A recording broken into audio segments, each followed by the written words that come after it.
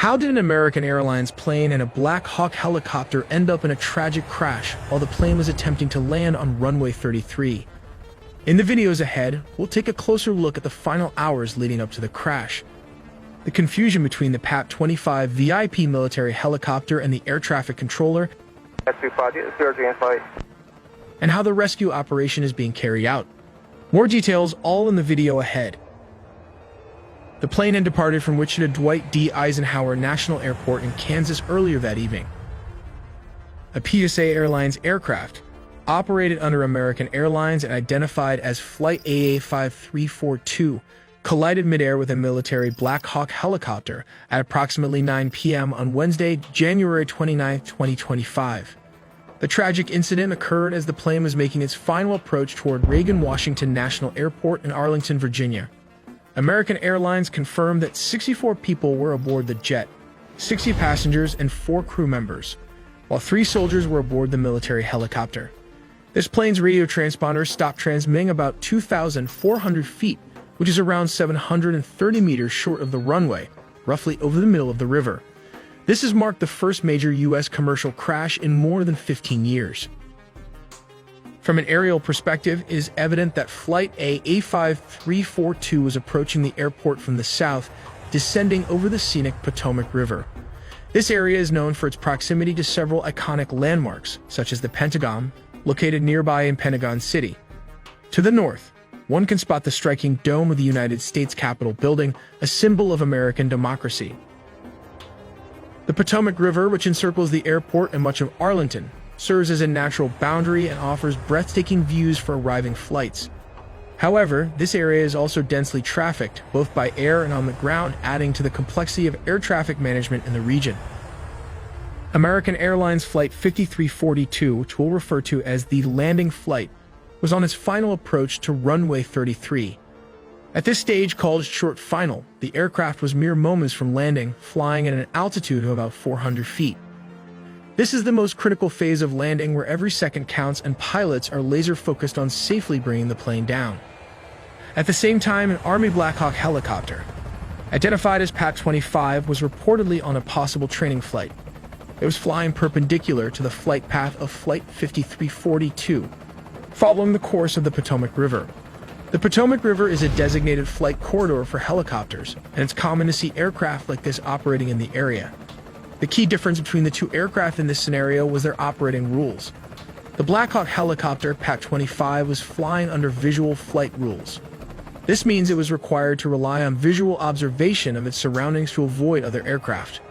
The landing Flight 5342 was operating under instrument flight rules, which give it priority over VFR flights in controlled airspace. This system assumes that VFR aircraft will actively maintain visual separation to avoid conflicts.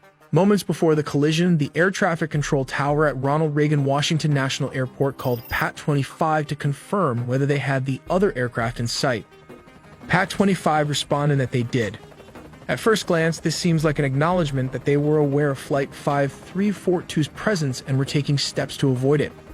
However, it now seems likely that PAT-25 had mistakenly identified a different aircraft, possibly a departing flight from the same airport, and believed that was the other aircraft referred to by the tower. Tragically, PAT-25 may not have realized that Flight 5342 was descending directly into its path. This misidentification could have led to the Black Hawk failing to adjust its course in time to avoid a collision. Although I'm not a pilot, this is what appears to have happened based on the available information.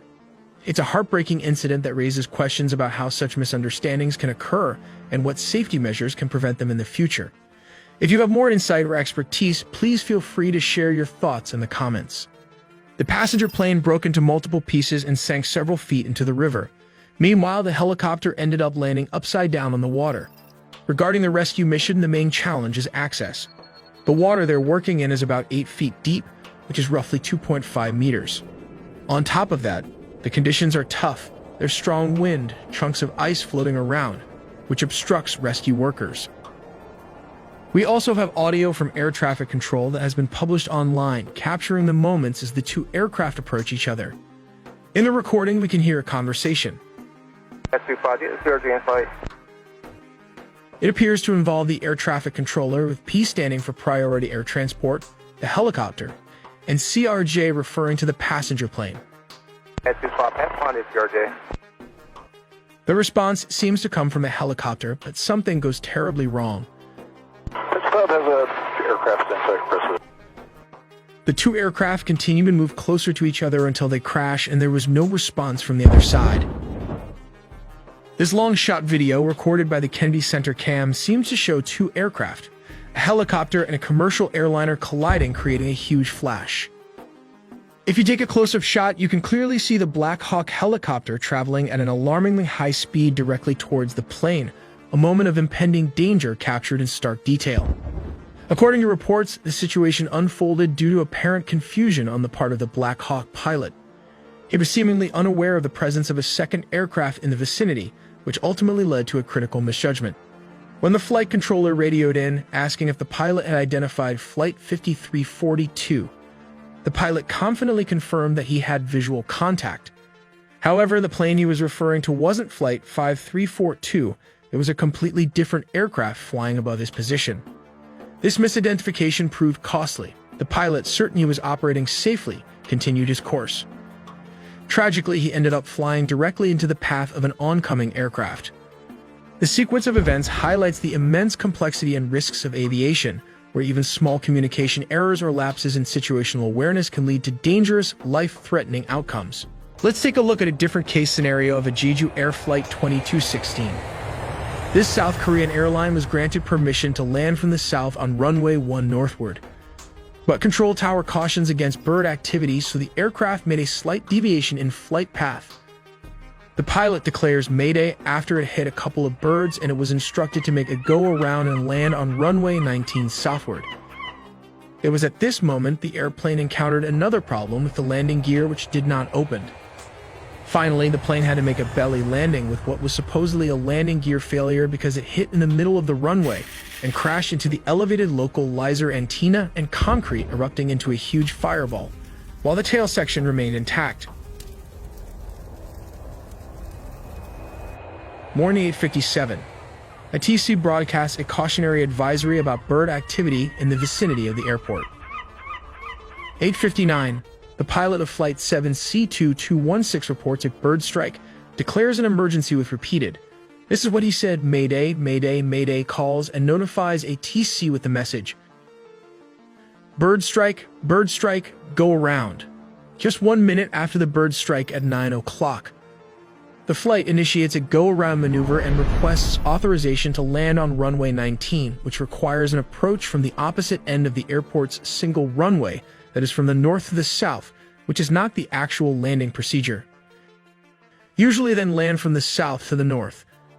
9:01 in the morning, a TC clears the aircraft to land on runway 19, 9:02 local time. The aircraft touches down on the runway approximately 1,200 meters, which translates to 3,940 feet from the threshold of the 2,800 meter.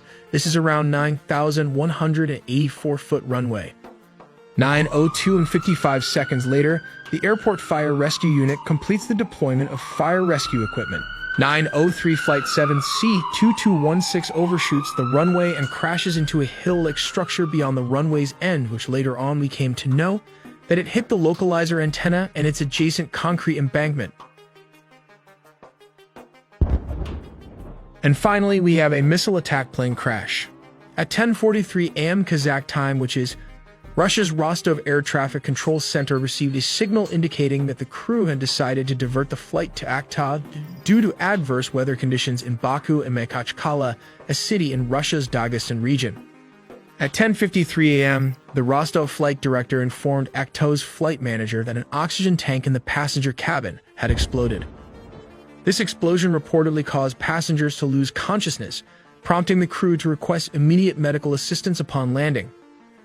Emergency teams were swiftly mobilized at Aktau Airport in preparation for the aircraft's arrival. At 11:02 a.m., the pilots made contact with Aktau Airport's air traffic control tower. Despite their efforts, the crew faced significant challenges during their descent. They attempted to land twice but were unable to maintain altitude or stabilize the aircraft.